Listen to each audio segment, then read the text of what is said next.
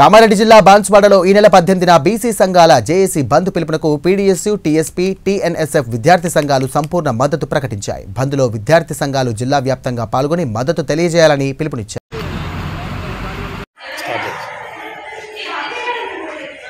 ఈ నెల 18వ తేదీ నాడు జరగబోయేటటువంటి బీసీల రిజర్వేషన్ మద్దతుకు బీసీ సంఘాలు ఇచ్చినటువంటి బంద్ పిలుపుకు బాన్స్వాడలో ఉన్నటువంటి జిల్లా వ్యాప్తంగా బాన్స్వాడలో ఉన్నటువంటి విద్యార్థి సంఘాల ఆధ్వర్యంలో మేము ఈ బీసీ బంద్కు సంపూర్ణ మద్దతు తెలియజేస్తా ఉన్నాం. కాబట్టి ఖచ్చితంగా ప్రభుత్వం బీసీ బిల్లుని ప్రవేశపెట్టాలి. బీసీలకు 42% రిజర్వేషన్ అనేది జరిగిన తర్వాత మాత్రమే ఎన్నికలకు పోవాలని చెప్పేసి ఈ సందర్భంగా మేము విద్యార్థి సంఘాల ఆధ్వర్యంలో ప్రభుత్వాన్ని హెచ్చరించడం జరుగుతూ ఉంది. కాబట్టి బీసీల యొక్క ఆత్మగౌరవాన్ని దెబ్బతీసే విధంగా ప్రభుత్వం కుట్రలు చేయడం జరుగుతాయి.